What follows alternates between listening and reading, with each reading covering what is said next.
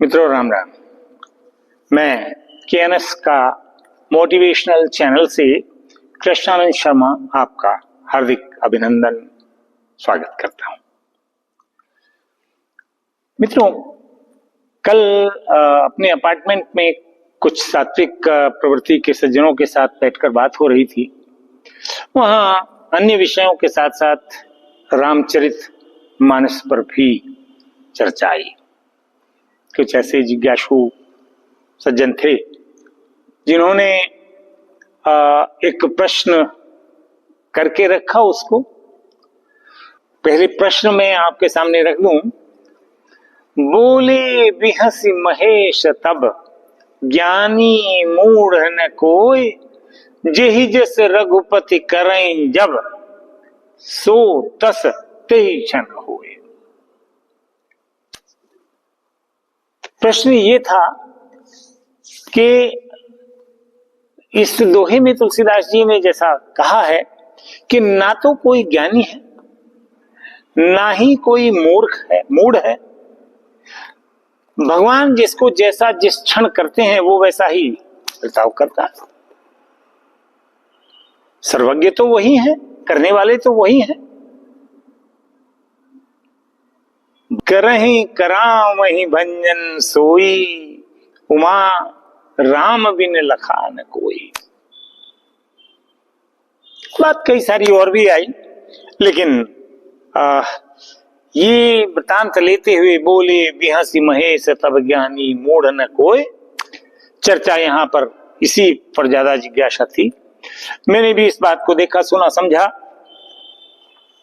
और उचित समझा कि भाई उनके साथ साथ बाकी अन्य लोगों को भी मेरे विचार, जो भी अल्पमति मेरी है उसके अनुसार मैं ये जो प्रसंग है ये एक्चुअली भगवान शंकर नारद मोह में जब पार्वती जी को बता रहे थे तो नारद श्राप दीन एक बारा, कल्प एक तेहि लगी अवतारा। यूं तो कहा गया है कि कल्प कल्प प्रति प्रभु अवतरहि, चारु चरित नाना विधि करहि।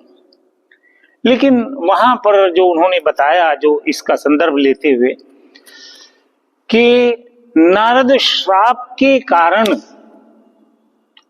और नारद श्राप सुनकर भवानी चकित हुई। गिरजा चकित भई सुनि बानी, नारद विष्णु भगत पुनि ज्ञानी। भगवान ऐसा क्या कारण हो गया था कि देवर्षि नारद ने विष्णु भगवान को श्राप दिया?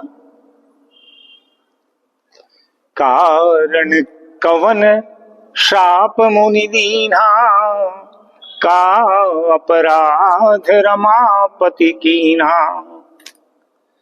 भगवान शंकर ने इस चीज की व्याख्या करते हुए कि ना तो कोई मूढ़ है ना कोई ज्ञानी है, भगवान जिस क्षण जो करते हैं वही सब कुछ होता है। नारद जी ज्ञानी होते हुए भी श्राप दिया।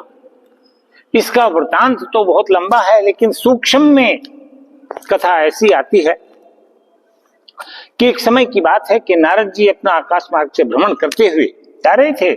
देखा वन में सुंदर मनोरम दृश्य है, तो उनके मन में ये एक भावना हुई कि मैं यहाँ पर बैठकर अपनी, उनको श्राप था कि एक जगह कहीं रोक नहीं पाते थे, लेकिन संयोग बस वहां पर बैठने का उनका जो है एक अंतर्मन में भावना हुई, तो वहां वो बैठ के आराधना में लीन हुए।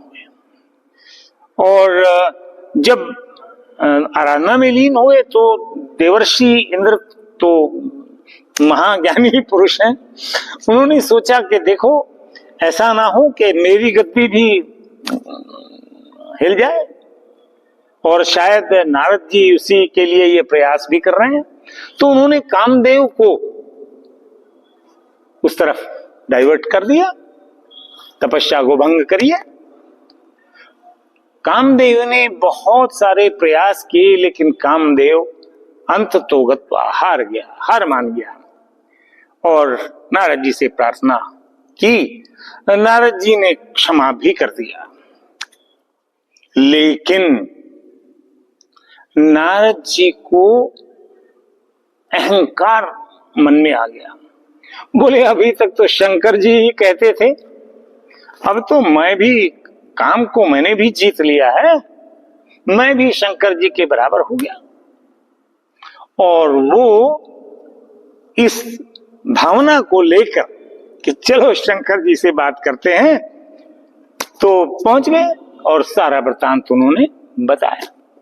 भगवान शंकर ने समझ लिया कि नारद जी के मन में मोह पैदा हो गया।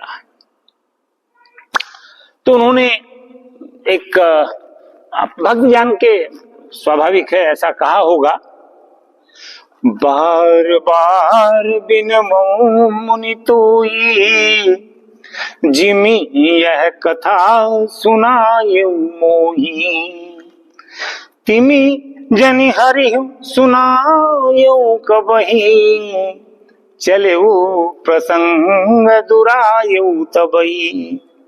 खैर, लेकिन नारद जी तो नारद जी हैं।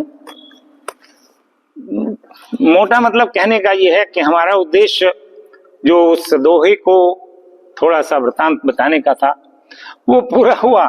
और ये वास्तव में जो ऐसा तो नहीं है कि वो स्वयं उतर के आते हों, किसी न किसी रूप में कोई न कोई कारण ऐसा बनाते हैं जिससे ज्ञानी पुरुष मूढ़ जैसा बर्ताव करता है और मूढ़ परम ज्ञानी जैसा बर्ताव करने लगता है। ये सब उसी की माया, वही जाने। हम और आप तो एक मात्र, जैसे वो डंडी हिलाता है जादूगर और वैसे ही नाचते हैं, उसकी माया वही जाने। मेरा अनुरोध है कि इस तरीके की जिज्ञासा भरे प्रश्न जो हैं वो जब तक आते नहीं तब तक उन पर चर्चा भी नहीं होती। यदि इस तरीके के प्रश्न आए तो सार्थक चर्चा भी हो उन पर। और इसके लिए ये जरूरी है कि चैनल पर अगर आप नए हैं तो उसको सब्सक्राइब करके घंटी भी जरूर बजाएं, ताकि आपको यहां से आने वाले वीडियो की प्रथम सूचना मिल जाए। और अगर आप पहले से ही चैनल पर हैं तो इसको लाइक शेयर करें, इतना ही अनुरोध है। अगले वीडियो में फिर मैं आपके सामने आऊंगा, तब तक के लिए मेरा प्रणाम। राम राम।